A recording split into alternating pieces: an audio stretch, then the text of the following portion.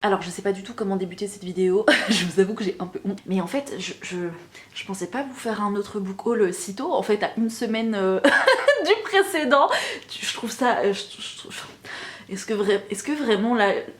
J'essaye de me trouver des excuses mais j'y arrive pas.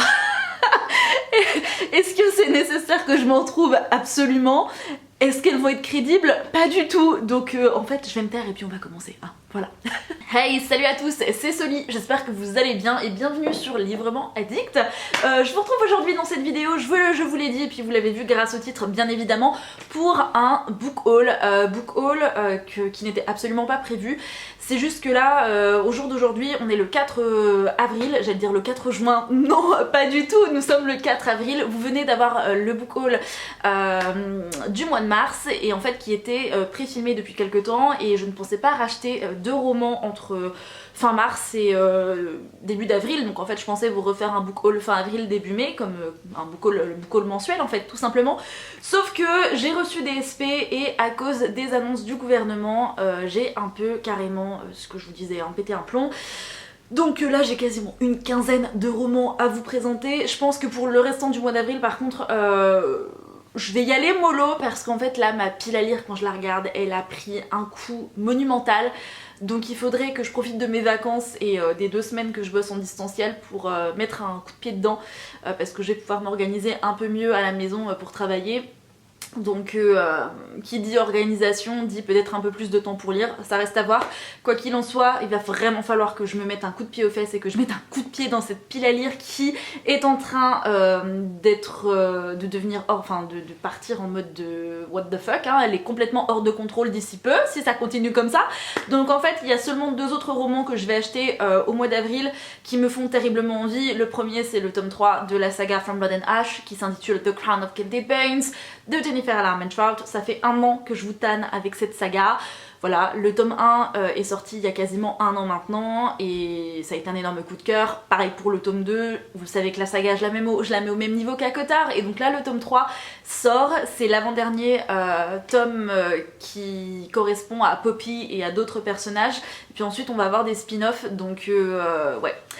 Je pense que mon petit cœur n'est pas prêt, donc de sûr je commanderai celui-ci qui sort aux alentours du 20 avril et puis fin avril, le 29 il me semble, il y a La Cité de Laiton qui sort en français chez De Saxus. C'est une saga que j'ai envie de lire depuis des années maintenant. Le premier tome il est dans ma wishlist Amazon depuis au moins facilement 2 ans et je l'ai jamais acheté, c'est pas l'envie qui manquait, mais bon, je sais pas pourquoi, je pourrais pas vous l'expliquer. J'ai acheté d'autres livres et donc du coup là, vu qu'il sort en français, je pense que je vais me laisser tenter par la traduction, donc voilou.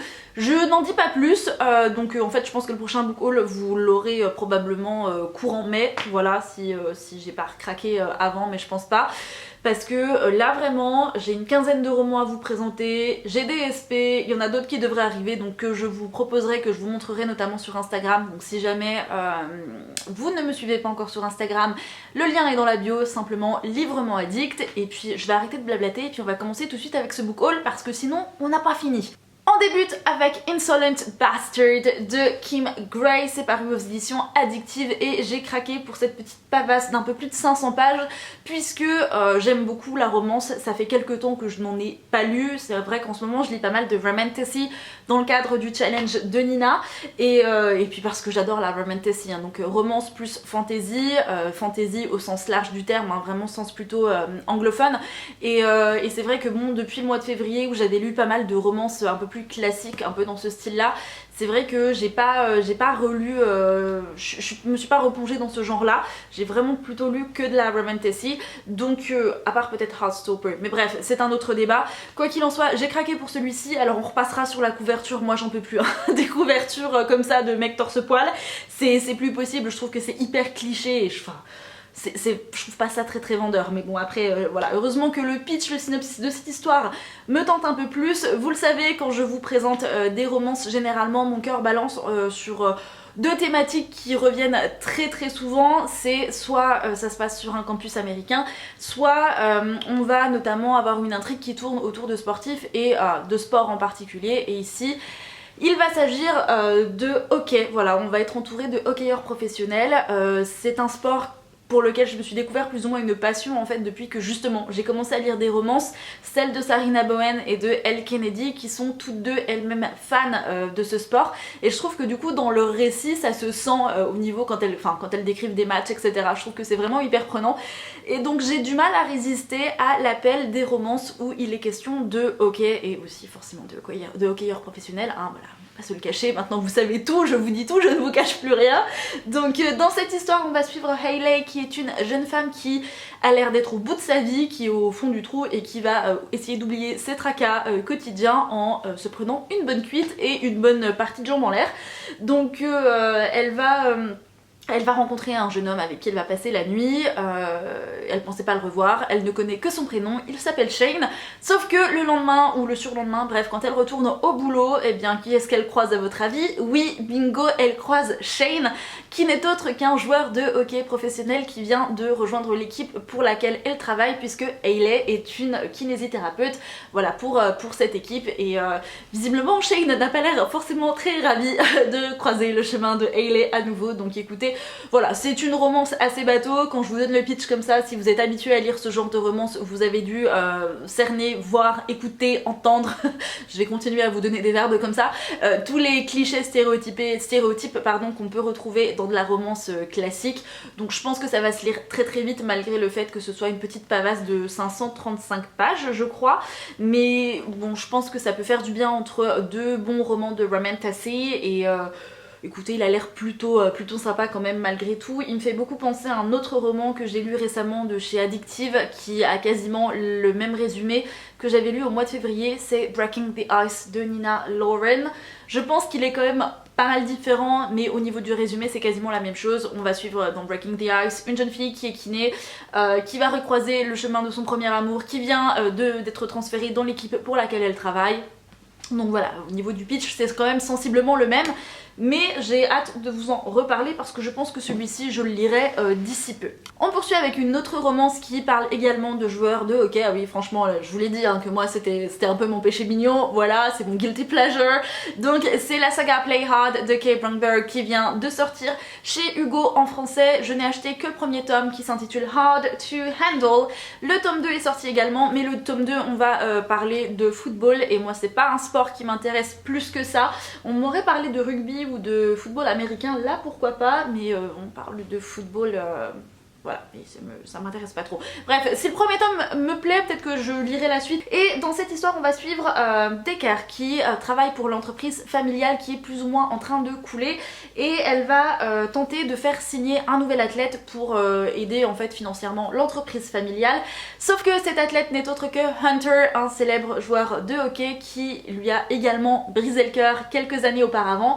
Et en fait, visiblement, il a quand même pas mal d'écarts de conduite en dehors de la glace, et elle va tout faire pour rester professionnelle, sauf que visiblement il a le don de s'attirer des ennuis, donc bon, elle va peut-être pas pouvoir réussir finalement à être si professionnelle que ça, d'autant plus qu'il y a une certaine alchimie, une certaine tension entre les deux protagonistes, et de son côté Hunter est un jeune homme qui va tout faire pour résister à Decker qui voilà, à qui qui lui a brisé le cœur et qui l'a laissé filer en fait tout simplement, sauf qu'il n'a qu'une idée en tête, remporter je crois la Stanley Cup, et donc du coup il n'a aucune distraction possible, et c'est tout, voilà, c'est tout ce que je peux vous dire pour ce premier tome. C'est du Kay Brandberg, c'est celle qui a écrit Everyday Heroes et qui a également écrit la saga Driven, donc j'avais lu le premier tome d'ailleurs de Driven, mais j'ai lu toute sa saga Everyday Heroes. C'était plutôt sympa, je reste assez souvent sur ma faim, donc j'ai hâte de voir ce que ça donne ici, et puis on verra par la suite si je continue cette série, parce que ça reste de la romance très classique également, mais ça fait toujours du bien de temps en temps. On poursuit avec de la fantasy, et j'ai craqué pour La Passeuse de mots qui est paru chez Hachette, et c'est écrit par Alric et Jennifer Twice. C'est une énorme pavasse qui fait plus de 700 pages. Je l'ai feuilleté vite fait là avant de vous le présenter, et j'avais pas vu qu'il était aussi gros, enfin je veux dire qu'il y avait plus de 700 pages quoi, donc bon bref, je pense qu'il va être par contre génial, et la couverture est absolument magnifique, et l'histoire a l'air dingue. On va évoluer dans le royaume de Hélios où les mots ont un pouvoir, celui de créer, d'équilibrer mais également de détruire pas mal de choses. Et au sein de ce royaume, à la capitale, on va rencontrer une jeune fille qui s'appelle Arya et qui dévore tous les livres qui lui passent sous la main. Voilà, elle est passionnée par la lecture. Sauf que Arya va se retrouver un petit peu embarquée dans une épopée où il est plus ou moins question de traités, de magie, de passeuses de mots, de rebelles qui veulent justement détruire ce traité. Je n'en sais pas plus, je sais simplement que Arya va du coup devoir tout faire pour éviter que le royaume ne sombre dans le chaos. Voilà, mais ça a l'air absolument génial. C'est un premier tome, je sais pas combien il y a de tomes dans cette saga, je me suis pas du tout renseignée, mais belle petite bricasse et il a l'air fou. Enfin franchement il me fait vraiment très envie et la couverture est absolument sublime. Encore une fois, je sais, je radote, voilà. On continue avec des SP que j'ai reçus de la maison d'édition Nouvelle Plume et je suis trop contente d'être en partenariat avec eux, donc si jamais vous passez par là, un énorme merci à vous. Donc ils m'ont envoyé 4 romans.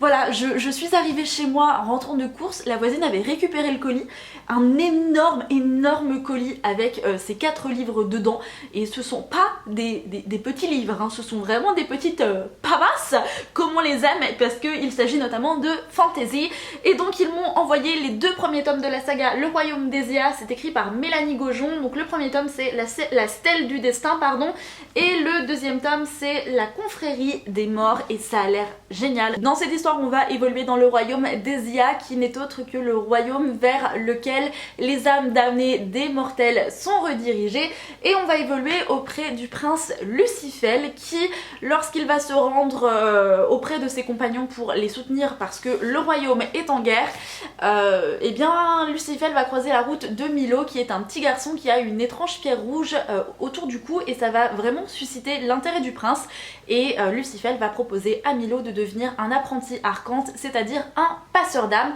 visiblement comme l'était le père de Milo et voilà, il y a pas mal de choses qui vont se passer, le royaume continue à être attaqué et Lucifel va devoir devenir roi et en même temps, bon, il y a pas mal de vérités, de secrets qui vont être dévoilés et Lucifel va devoir évoluer dans son royaume et tout faire pour le protéger. Voilà, c'est à peu près le pitch de ce premier tome, ça a l'air hyper chouette et encore une fois, je suis vraiment fan des couvertures, donc Lucifel il est toujours accompagné de Mélisande, c'est le phénix qui est sur les couvertures, voilà, je vous refais un petit pitch du premier tome du résumé.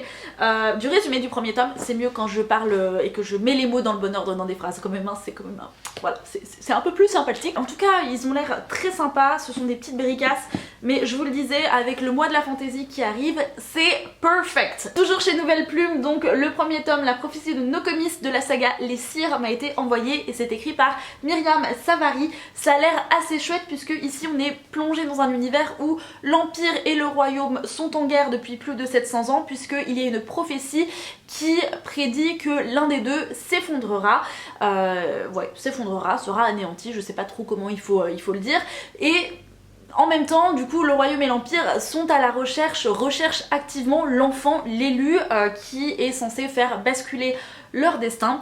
Loin de tout ça, on va suivre Lyanne, qui est une jeune femme qui est sauvée de justesse par la garde royale. Elle et son village, son peuple, sa planète, je ne sais plus exactement. Et en fait, lors de ce sauvetage, les membres de la garde royale vont envoyer celles et ceux qui possèdent le don.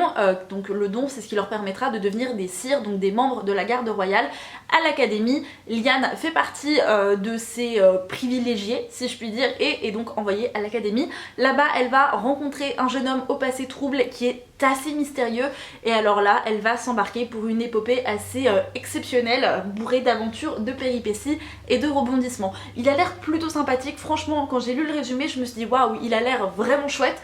Donc j'ai hâte de voir de quoi il parle exactement, enfin vraiment avoir plus de détails parce que en lisant le résumé, et c'est vraiment quasiment ce que je vous ai expliqué là, j'arrive pas à savoir si c'est plus de la science-fiction ou de la fantasy, donc il est question plus ou moins de planètes, etc. Et comme il n'y a pas de carte au début du roman, j'ai du mal à me projeter, mais je pense que on comprendra très vite une fois le roman débuté, donc je vous en reparlerai très prochainement dans un prochain update lecture. Et pour conclure, les SP mais pas ce book haul, Nouvelle Plume m'a également fait parvenir le tome 2 de la saga Edwen. Donc ce tome 2 s'intitule L'étoile des trois royaumes, pardon. C'est écrit par Charline Rose. Je n'ai pas le premier tome en fait, donc je leur ai envoyé un mail en les remerciant déjà pour les romans envoyés, en leur précisant que j'avais pas le tome 1, donc je ne sais pas s'ils vont me l'envoyer ou si je l'achèterai, quoi qu'il en soit, c'est pas bien grave si j'ai besoin de l'acheter. C'est une saga qui me faisait vraiment très envie, celle-ci c'est comme le Royaume d'Esia, c'est les deux sagas que je leur avais mentionné qui avait vraiment suscité mon intérêt.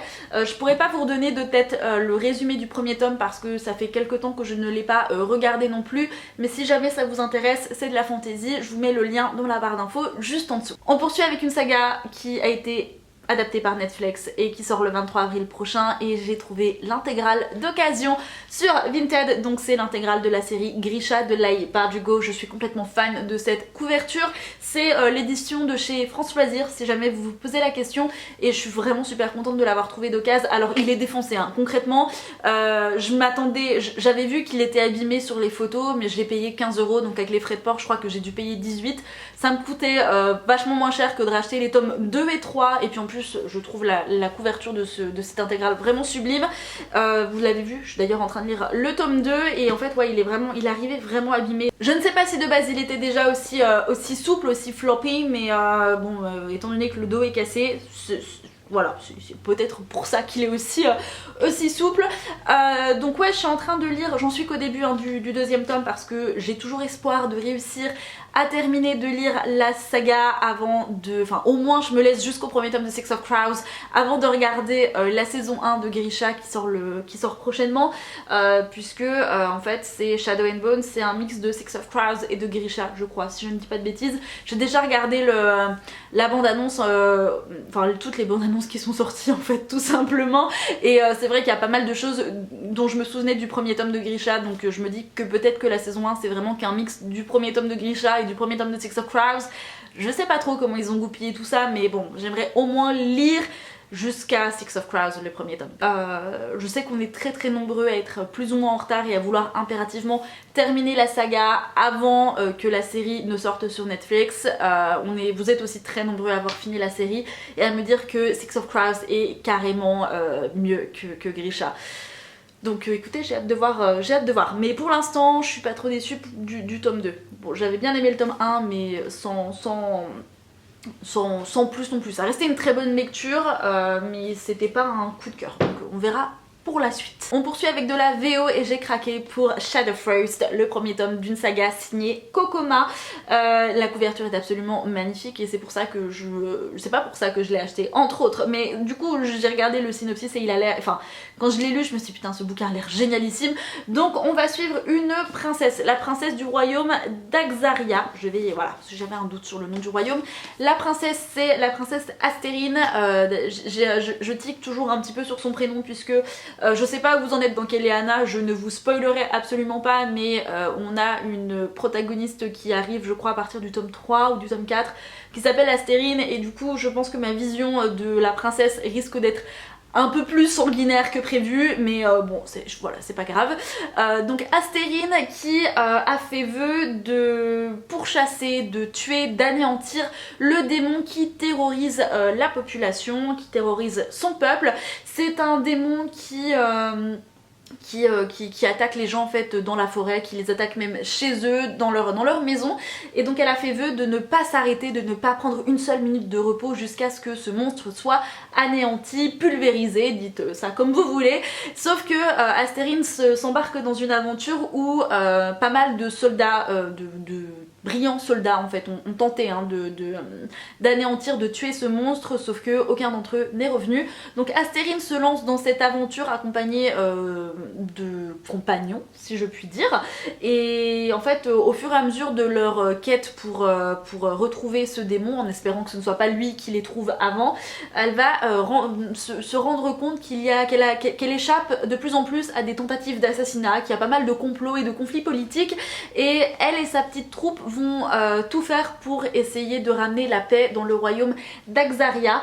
Donc écoutez, ça a l'air vraiment d'être de la romantasy assez classique, donc de la fantasy classique. Je pense qu'on va avoir un soupçon de romance.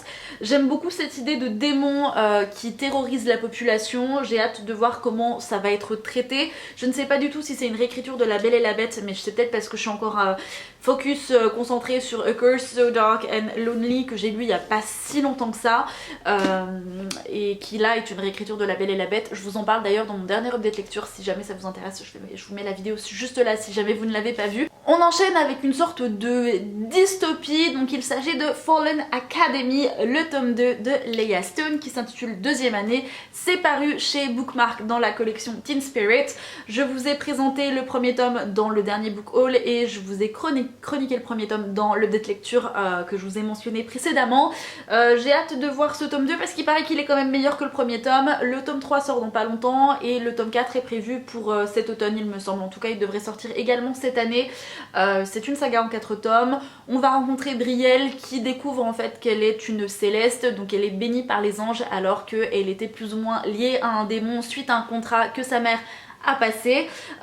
Et puis quelqu'un va se battre pour qu'elle puisse intégrer la Fallen Academy, donc l'académie pour les bénis des anges, et elle se retrouve propulsée dans une sorte de prophétie, dans une course contre la montre pour pouvoir aider les anges à combattre Lucifer, voilà, qui évolue sur Terre, puisque dans cette histoire les anges sont descendus sur Terre et lorsqu'ils sont descendus sur Terre pour combattre Lucifer, ils ont infecté les humains avec leur pouvoir et donc Brielle fait partie des humains qui sont infectés et elle est une céleste. Donc elle intègre la Fallen Academy, sauf qu'il y a un petit problème, elle a des ailes qui sont noires et c'est pas commun quoi, c'est pas du tout commun. Voilà, c'était un premier tome qui était sympa et je vous l'ai dit, j'ai hâte de lire le tome 2 parce qu'il paraît qu'il est quand même meilleur, en tout cas c'est ce que beaucoup d'abonnés qui ont lu cette saga m'ont dit, donc j'ai hâte de voir ce que ça va donner. Plus que 3 romans, donc ce sont tous des romans en VO, ça reste de la romantasy à chaque fois, comme c'est étonnant.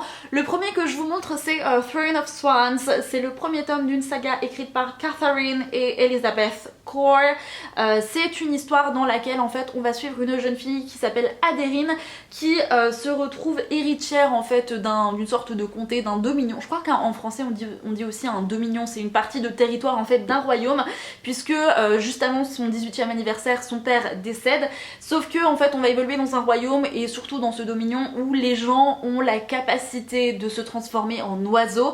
Donc Adérine normalement a cette capacité également, sauf que depuis qu'elle a été témoin de la mort de sa mère, elle ne peut plus se transformer, donc elle va essayer de découvrir pourquoi sa mère est morte, comment vraiment véritablement elle est morte, et au fur et à mesure qu'elle va découvrir la vérité, elle va je sais pas comment on peut dire ça, elle va découvrir pas mal de secrets forcément qui ont été enfouis et qui n'ont jamais été révélés, et voilà, elle va tout faire pour se transformer puisque elle n'en a plus la capacité, et si tout le monde le découvre, ça mettrait sa vie en péril je pense, voilà, il y a un petit truc comme ça.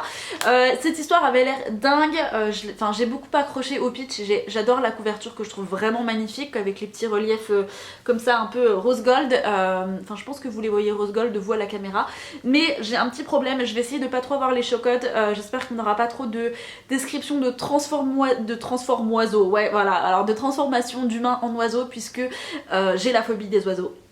Voilà, je sais pas si je vous l'ai dit un jour, c'est très compliqué, je gère un peu mieux qu'avant, mais c'est vrai que parfois ça reste compliqué. Par exemple les oiseaux d'Hitchcock, il m'a hanté pendant très longtemps, j'étais déjà phobique des oiseaux avant de le regarder, et mes parents ont voulu me le faire regarder pour ma culture générale quand j'étais plus jeune, et je ne savais pas à quoi m'attendre. Et j'ai flippé. Je suis phobique des oiseaux, voilà, on adore. Donc j'espère que j'aurai pas trop les chocottes en lisant A Throne of Swans. On poursuit avec, celui-là il a l'air trop bien, Prince of Foxes de H.L. MacFarlane. C'est une réécriture d'une légende écossaise. Donc en fait moi déjà, réécriture j'achète, réécriture légende écossaise j'achète encore plus, et le titre Prince of Foxes, le prince des renards, mais j'achète encore plus. Donc c'est le premier tome d'une trilogie, je vous l'ai dit, qui est une réécriture d'une légende écossaise. C'est la 4e fois que je le dis, je pense que vous l'avez compris. En fait, dans cette histoire, on va suivre un prince kelpie qui s'appelle Lachlan et qui, la veille ou le jour de l'enterrement de sa mère, est banni du royaume et est condamné à être transformé en renard. En fait, il est tout simplement maudit, sauf que Lachlan ne s'attendait pas du tout à trouver de l'aide auprès d'une humaine avec qui il va passer une sorte de pacte. Cette humaine s'appelle Sorcha et elle va tout faire pour échapper au destin que son père a tracé pour elle, c'est-à-dire épouser un londonien qu'elle ne porte pas spécialement dans son cœur. Et donc elle va pouvoir communiquer avec Lachlan qui est maudit, qui est transformé en renard, et il va falloir qu'il se dépêche d'essayer de briser cette malédiction, sinon il restera à jamais dans le corps de cet animal.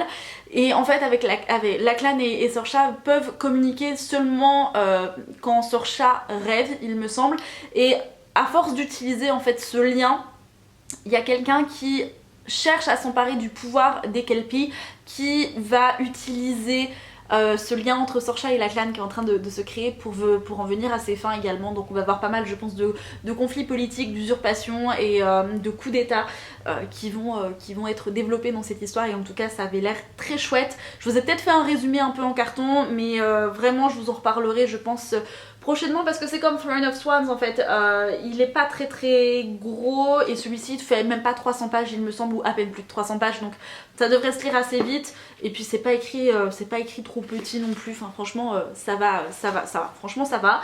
Et puis je vais me dépêcher parce que j'ai à nouveau plus de batterie et j'ai encore un roman à vous présenter. C'est le premier tome d'une trilogie également qui s'intitule Viper, donc pour le premier tome, et la saga s'appelle Isles of Storm and Sorrow. C'est écrit par Bex Hogan et ça a l'air plutôt chouette. On est propulsé dans un univers où on va évoluer d'île en île en fait, et on va suivre une jeune fille qui s'appelle Marianne, qui a 17 ans et qui est destinée à devenir la nouvelle Viper, donc la nouvelle vipère, c'est-à-dire la protectrice des 12 îles. Sauf que pour ce faire, elle va devoir combattre et abattre la vipère actuelle, qui n'est autre que son propre père, qui est un homme sanguinaire qui ne laisse que désolation, mort et souffrance sur son passage. Et si Marianne se lance dans cette aventure, ça signifie aussi qu'elle risque de perdre sa famille, sa maison, potentiellement le garçon dont elle a toujours été amoureuse, et potentiellement sa vie elle-même. Voilà, mais ça a l'air plutôt sympa. Franchement, il a l'air hyper chouette. J'ai hâte de voir comment la relation père-fille est développée dans cette histoire. Si c'est vraiment de la haine d'ores et déjà, ou s'il y a quand même cette part d'amour et d'adoration que Marianne peut ressentir à l'égard de son paternel. Je sais pas du tout comment ça va être mis en place, mais en tout cas l'histoire avait l'air plutôt sympa et je pense qu'on va avoir une héroïne assez badass, du moins je l'espère. Voilà, j'en ai terminé avec cette vidéo, j'en ai terminé avec ce book haul, j'espère qu'il vous aura plu. Dites-moi dans les commentaires s'il y a certains livres que je vous ai présentés dans cette vidéo qui vous intéressent. Vous, quels sont les derniers romans que vous avez achetés? Quelles sont potentiellement les recommandations que vous aimeriez me faire, et quels sont les livres que vous me recommanderiez en fait, tout simplement. Donc voilà, bon, ma batterie continue à clignoter rouge, donc ça veut dire qu'il faut que je me taise. Sur ce, je vous souhaite à tous et à toutes de passer un bon dimanche, je vous dis à la prochaine sur la chaîne, je vous souhaite de passer de très belles lectures et en attendant, prenez soin de vous, ciao.